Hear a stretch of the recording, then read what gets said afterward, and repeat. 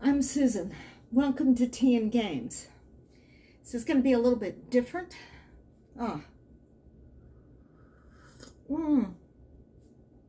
But before I get into that, the tea today is Lapsang Souchang, and you can see, I will explain in a minute why I'm leaning down and peering at the camera. There's actually a reason. Okay, yes, from Tea Runners. Lapsang, I pronounce it with a soft A. Because it's a nice smoky tea, and as you may have told, because I'm in long sleeves, it's cold here. Though I didn't go for hat hair this time. I kind of got hobbit hair going today.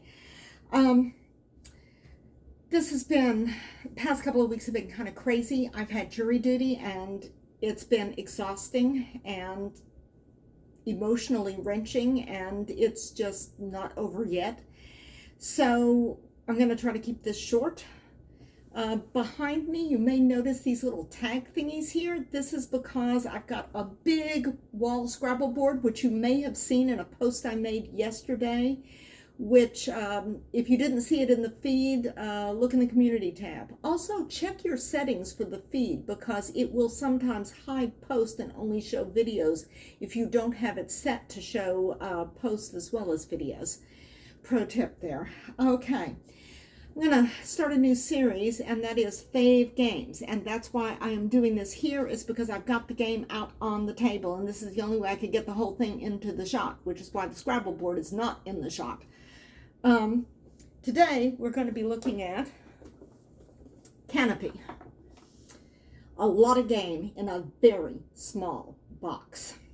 This is a small box card game, but the one potential drawback to it is because there is so very much game in this box, it is a bit of a table hog for the size of the box. Now, not compared to like a massive game that takes up like a 6-foot table, not like that. But if you're getting a small box card game thinking that it's going to be like small on the table, this is not that game. But it is an excellent game, and we have played it so much that I had to sleeve the cards. That's why they look so weirdly shiny. Because we played it a lot before I got the playmat, and so consequently I was clawing at the table picking up cards, and I noticed the edges were starting to get dinged, and as much as we play this, I basically felt like it might not last an entire lifetime at the rate we were going. I think actually it probably would be okay now that we've got a playmat, but then I didn't know that I was going to go ahead and get a playmat, so I sleeved everything. This is a huge deck of cards, and it's divided into 3 piles for the setup here, but you can tell this is a big deck, even unsleeved, so shuffling is a bit of a thing. It's a 2-player game, but as I said about a lot of stuff in a small box, it has got a solo version, a 3 to 4 player variant. It has got another variant in which you use season cards, which we have not even tried yet, which do different things for each season. And it's got a second set of cards, which are advanced variations. Basically, the cards have a little bit more advanced actions on the special abilities of the cards.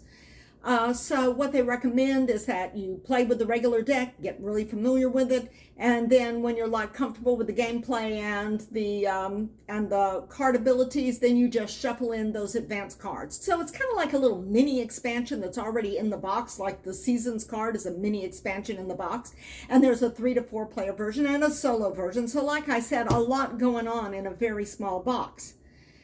Now, this is basically a set collection game with a little bit of push your luck. This is the layout here. You have 3 seasons: current season, season 2, season 3. And then you have the cards that you're going to be pulling from. And this is where the push your luck comes in. On each player's turn, first of all, each player starts with a tree trunk. Now, the tree trunks that are the starting tree trunks, they have backs like this, and there are 4 of them, since you can go up to 4 players of this. And when you get more trunks, you can either start a second tree, or you can stack them up like this to make one taller tree. And there are advantages both ways. You just have to decide about what you're doing. And there are canopies in the deck. The tree is complete. When you get a canopy card, you can top it off with. The trunk decks that are in this deck of cards, they have some of them, well, they all have numbers on it, but some of the numbers are zero, sad to say. They have numbers on them, and so you can get points for the trunks and the canopies. Some of them have 0 times number of trunks, but some of them go up to, like, I think a couple of points per trunk. So there are advantages to the way you stack your trunks and decide which trunks go where and what trunk you put the canopy you just got on. You don't start off with any cards in your hand. Oh yeah, and this is the seed deck. If you have a seed card at the end of the season, you'll be able to draw some cards from this deck and keep one, which you will immediately play to your forest, which gets to the whole, you need a bigger space than this. I set this up way down here so that it would be in the camera for the camera purposes here. But the fact of the matter is, if you're actually setting this up to play, all of this would need to be way out into the middle of the table, because you will be laying trunk cards here and building them up and putting canopies on them.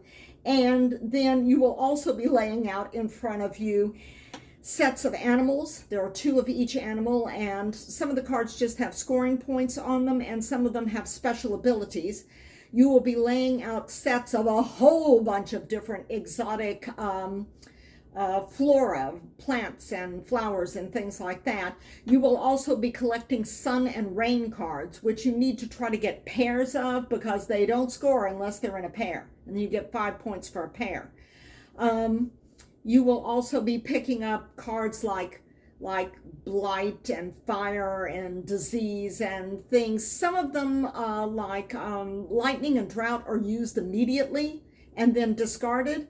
But some of the things you don't do their thing until the end of the season, which kind of works out good, because like a drought, if you draw a drought card, you can discard any card immediately. It doesn't have to be a plant card, so you can get rid of that extra disease you have that you really don't want.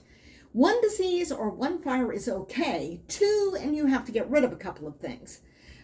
For fire, you would need to get rid of a couple of plants. For disease, a couple of animals. So yeah, that really hurts. If you have 3 of one of those, then you and your opponent each have to get rid of 1. So yeah, there are some bad cards in here, but you can manipulate some of the things to make them work in your favor. Like you can draw an extra card from the seed deck if you have a fire card, and that gives you 1 extra thing to choose from to put into your forest if you have a seed card. But mostly you're going to be drawing plants and animals and events like drought or disease or fire. And it's mostly plants and animals, mostly even plants. And where you draw from is here. New Growth 1 has 1 card in it to start off with. New Growth 2 has 2 cards to start off with. And New Growth 3 has 3 cards to start off with. So here's the push your luck aspect. First player goes first. They look at the first card in the first stack, and they decide if they want to keep it. If they keep it, they lay it down immediately, play it to their Amazon rainforest, because this is a rainforest canopy. Let's say they look at it and they think, oh man, do I really want to pick up a fire this early in the game on the very first turn? I think I'll let it go for now. And then they look at the second set of cards and they think, let's see, that's got a bromeliad and a monstera. That's a plant, by the way. And the kind of like related to philodendrons. And they'll think, I think I'll take these. So they take them. Now what they do is they will add 1 card onto the first pile that they didn't take anything from. And then they will add 1 card to the pile that they did take something from. Next player does the same thing. They look at the first 2 cards.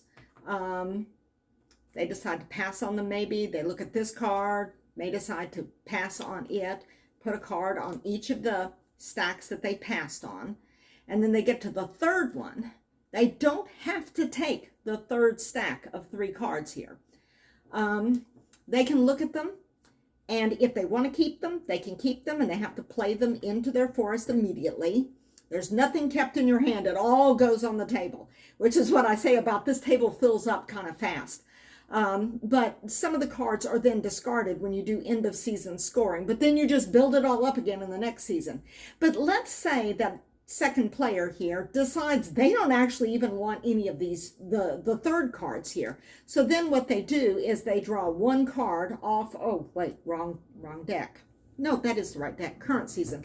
They draw the top card off the current season deck, and then they have to keep that and play that no matter what it is. In this case, it is leafcutter ants, which is pretty good. So they do that, and they put a card on top of the third one that they did not get. So every time you pass on a pile, you add a card to it off of the current season deck. Goes to the next player. They do the same thing until this deck is gone. When the deck is gone, then you do end of season scoring. You score for plants, weather. Animals are not scored until the end of the game, though some of the animals will have end of season effects or special effects that you can use to your advantage during the course of gameplay. This leafcutter ant here, it's just a scoring card. Its mate will have a special ability down here at the bottom. If you have one of these, you get 2 points at the end of the game. If you've got 2 of them, you get 5. The special ability cards, let me see if I can pull up one here and see what they are. Yeah, that's just, well, I think obviously I need to shuffle these better. Okay, yeah, let's look at the Howler Monkey. The Howler Monkey card, it just has the 1 point here. See? 1 point. And that's what you get if you just have a single Howler Monkey. It says once per season you may discard a pile when you pass it. So if there's a pile that's got like a bunch of scary stuff in it, that it's like I got a bunch of disease and fire and blight and drought all stacked up or something, you're just like, it's like you and your opponent, neither one of you are going to take that pile because it's just got enough to just do devastating stuff. So with the Howler Monkey card, the special ability means that you can, when you pass that pile, you can just discard it. And then, of course, you would lay down another new card. Something else about this Howler Monkey is there is a teeny tiny little purple number in this corner here. And all that means is that this card is in the advanced deck. It came from the advanced deck, the extra cards. So you see some of the advanced abilities are not terribly difficult or anything. It's just extra cards. You learn the cards that come in the base game, and then you add in some extra cards and you learn them. Oh, one thing I forgot to mention about setup is when you do all of this and do the initial setup, you remove 10 random cards from the game. I have no idea why. It seems to me like you should be able to play with all of them. And it does not seem to me that this would really affect, like, counting cards. For one thing, this is an enormous deck. I mean, look at all of these cards. There's basically 3 whopping handfuls of cards here. And because you're doing things season by season, you only carry over the animals at the end of a season. So plants and weather and all of that stuff, it's all tallied up at the end of the season. You keep your animals for end of game scoring, and then they all go away. So in terms of counting, it would help with, you wouldn't know if, for instance, if that other Howler Monkey was taken out of the deck. But I'm not sure why that is, but it does have one interesting advantage. There are a few cards in here that some people might have problems with. In the regular deck, there is an emerald boa, which is a snake. And in the advanced deck, there is the Goliath bird eater spider. And that might disturb a few people. Other people might, maybe you've got somebody that leafcutter ants just freak them out, or poison dart frogs, or monkeys. Well, because you have to pull 10 cards at the beginning of the game when you're doing setup and laying out the decks, if you're playing with someone that is triggered by any of the animal cards, I can't really think of any plants that people might find triggery, but if there's somebody that is a little bit triggered by some of them, like spiders or snakes or something like that, then those cards can just be among the 10 that you discard, because there's just pairs of the wildlife, so it's not going to throw things wildly off or anything. That is basically gameplay, though. You just go through and you look at a pile and you decide, oh, do I keep that or do I want to see what's behind door number 2? You know, it's like, and of course, because each time someone passes on a pile, they lay down another card on top of the pile you pass. Some of these piles get very, very thin, like somebody takes this, so the next time around, this has just got one card on it, and you don't know what that card is. On the other hand, some of these decks, you know, they may be passed on so many times that they just got like a huge whopping handful of cards here, and you don't know what that next card is. It might be something really good, so you've got to look at them. And there is one special ability that lets you peek at a pile, and there's another special animal ability that lets you take all the cards from a pile and leave the threat cards. Or take cards but leave the threat cards out of there, or something like that. I can't remember. I would have to look at the card again, but yeah, there's some fun stuff in there. So it's a very simple game, but it is so much fun. It's like you're getting stuff and then you're going like, oh, do I want to get that? Yeah, okay, if I put that here, then I can take, then, okay, so the fire will take out this, and that's another thing. Some of these cards, how you score on them kind of depends upon what you've got. Oh, wait, here's like the fern. The ferns here, you score 2 points for one fern. If you got 2 ferns, you don't score anything. You get 6 points if you got 3 ferns. You got no points if you've got 4, and you get 10 points if you got 5 ferns. So for a lot of the plants, the exact number of the plants that you have matters. So some of these cards that allow you to discard something, and I think there's one animal special ability that allows you to discard something, they can help you.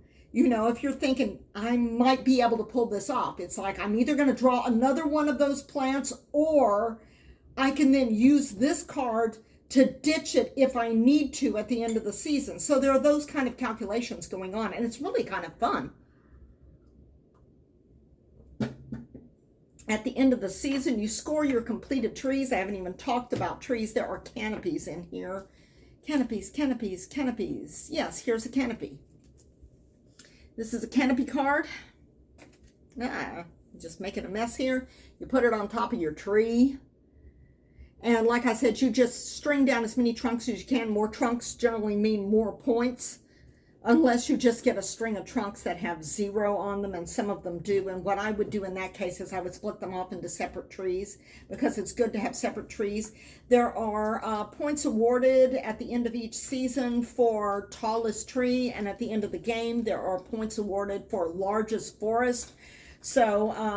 So though a lot of your set collection are plants and animals, you are looking for trunks and canopies, and you are figuring out the most optimal way to lay out trees and to top them with canopies.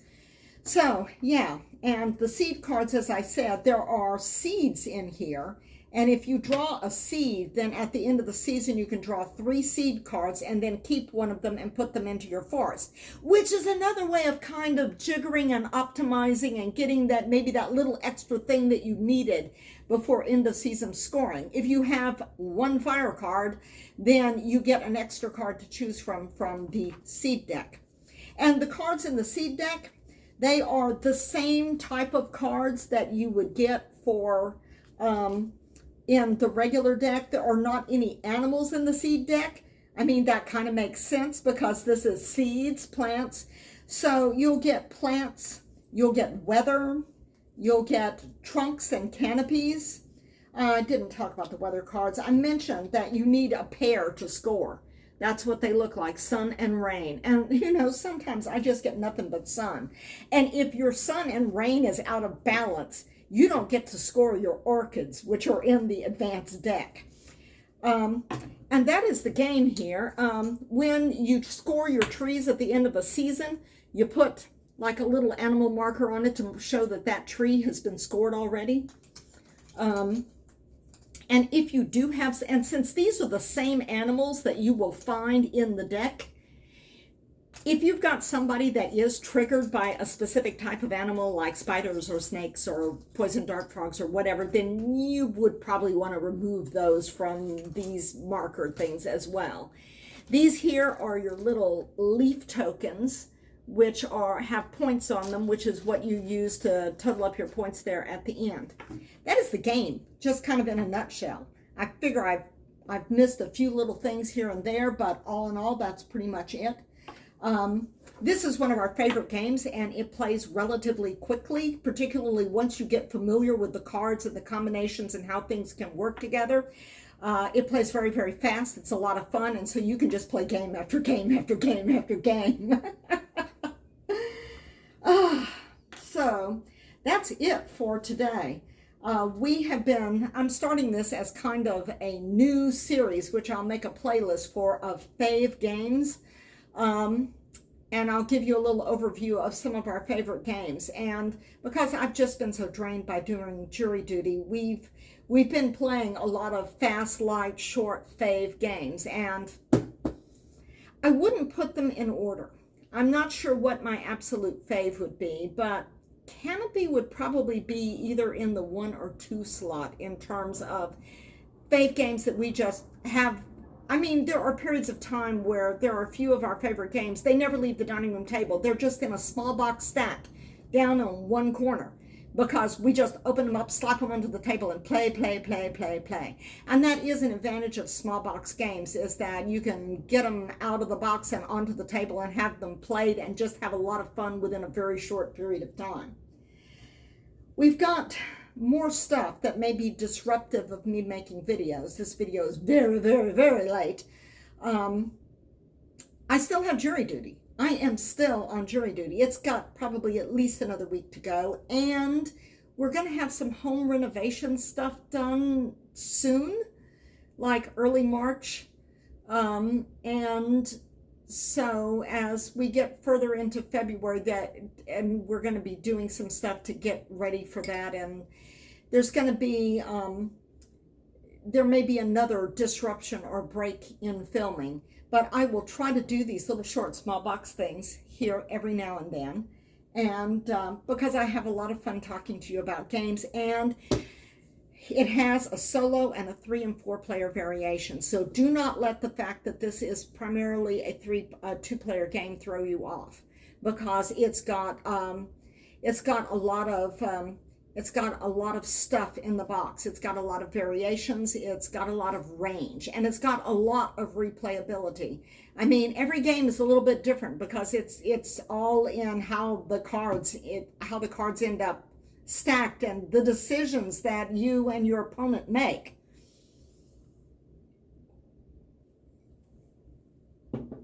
I love it, I love it, I love it, I love it, and I hope that you will love it too.